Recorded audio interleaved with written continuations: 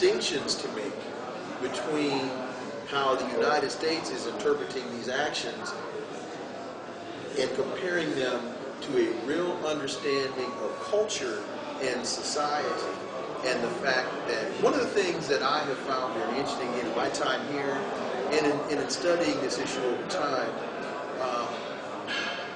the Americans don't really understand how deep and how important respect is to you all in your culture, and that when you feel disrespected, it is such a deep insult that until the aggrieving party honestly apologizes for the disrespect, the issue cannot be resolved. But, and correct me if I'm wrong, but once that apology is given, then it is incumbent upon the aggrieved party to accept that apology, and that that's the only way that the issue can be resolved. Because I asked Dr. El-Assage, I said, so how do we get to an end to this? How? He said the first thing is, if Israel has to apologize. He said if Israel apologized and sincerely apologized, he said then it would be incumbent upon the Palestinians to accept the apology and find a way to make peace. He said, but until that happens, he said nothing can be done. And the other thing is that I got from talking to him is that Americans, that in this culture, there's a different concept of time. Americans, because the country of America is so new, we have a very short, very narrow perspective and understanding of time. Because your culture is centuries old, you have a much longer perspective of time. So getting back to the point of resolving the issue, he said in America, when somebody says, this isn't over, that usually means it's not over between you and I.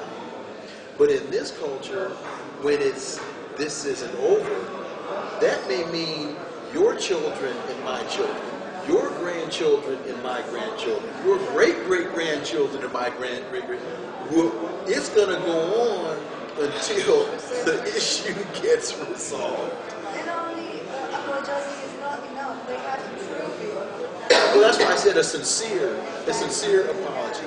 But what I was saying that the apology is the beginning of the process, and that is something that America has a real hard problem admitting when it's wrong. America has a real hard problem apologizing for what it does, and that comes from these incredibly warped perceptions of manifest destiny and American exceptionalism, and this ridiculous thing that President George Bush came up with, American internationalism. All of this arrogance, again, as Mr. Farrakhan has said, pride goeth before destruction, and a haughty spirit before a fall. And America's warped ego has convinced America that it can do no wrong. So the United States government still cannot come to the point of admitting that the invasion of Iraq was just a catastrophe based upon lies, and it will prove to be one of the greatest international blunders of the century. They can't come out and say, you know what, you made a mistake. We're sorry.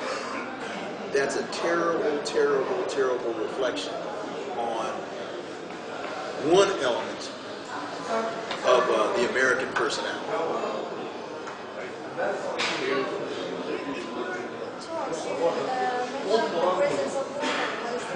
Yes. Yes. We all know that Palestinian people answered the president that why is the reason of these courageous activities? Why are women getting involved? Courageous, yeah. Well, getting back because the great psychiatrist Franz Fanon, I think it was in his book Wretched Other Earth, wrote that in any culture, particularly a paternalistic culture, where the male is the predominant figure in the culture, he said when you are engaged with an enemy and the women in the culture take up arms, that is an enemy you can never defeat.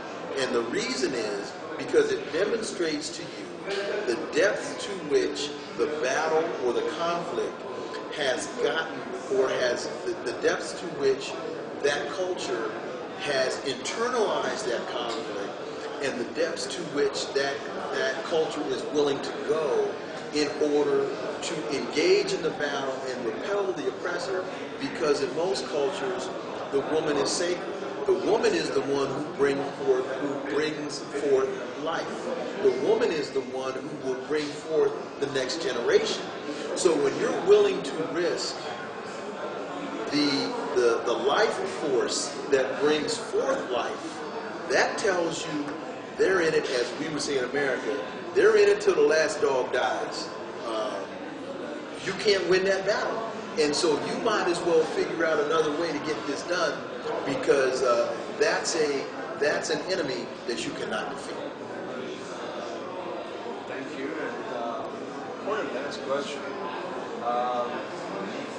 how do you see the activities done by international organizations? I'm sorry, how do I see the... How do you see the activities? Oh, activities. Yeah, that has been done by international organizations toward this issue, toward the repressing process of oppression toward Palestinians, especially in this movement of Intifada that is done by Israeli forces. Well, I think a lot of, if not most of the agencies that you're talking about, a lot of the NGOs, in terms of providing relief to the inflicted Palestinian victims, in terms of providing medical care, in terms of providing food, in terms of providing water, setting up refugee camps, all those types of things. I think all of those things are incredibly courageous and incredibly admirable. Many, if not most of them, are working in incredibly difficult circumstances, not only because they find themselves engaged in the midst of a war, but you compound that with the hurdles and problems that the Israeli government sets up, making it more difficult for them to gain access to those victims. And again, the United States isn't stepping in and saying, okay, it's one thing for you to engage in a war, as unjust as it is, against the Palestinians. It's another thing, and it violates international law for the Israeli government to make it difficult, if not prohibit, the ability to provide aid to those afflicted individuals. And so, again, it's another shortcoming, it's another demonstration of how weak the United States, the Obama administration has been in terms of being truly a neutral arbiter in this conflict. Because the United States could do this if the Obama administration had more guts. They could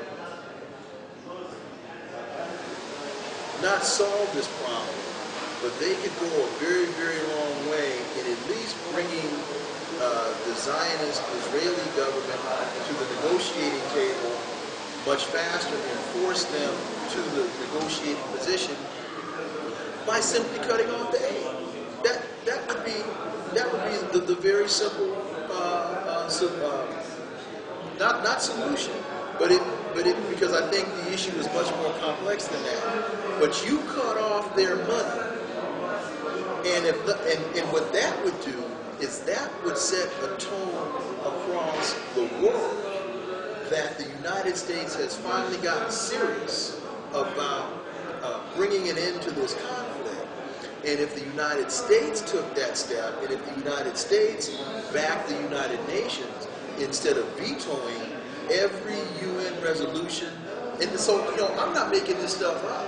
If for the Zionist media that's going to want to come and attack me for taking this position and articulating it in terms of international media, don't hate me, hate the United Nations, because the United Nations has passed resolution after resolution after resolution validating exactly what I'm saying. But the United States, with their ability to veto those resolutions, again, not acting as an independent arbiter, allows Israel to continue the oppression. And here's something that I really can't understand. The Zionist government in Israel always wants to take people back, in terms of this argument, wants to take people back to the Holocaust. And we know that the Holocaust happened.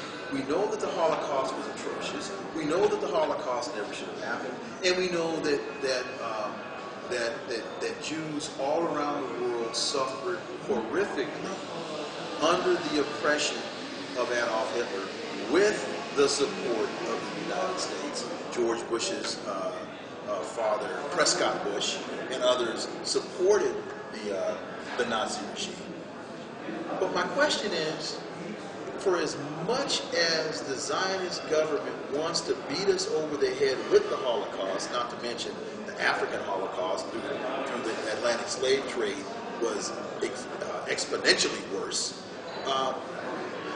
haven't they learned anything? Because how is it that a people that suffer to the degree that they have suffered through the Holocaust are inflicting the same type of oppression and atrocity against the Palestinians? That to me is where the Israeli argument breaks down totally. One of two things. You either learned nothing from the Holocaust, or you learned a great bit because you're doing to the Palestinians the very same thing that the Nazi regime did to you. Thank you. Thank you very much. How do you see the reaction of international human rights organizations over the Palestinian issue?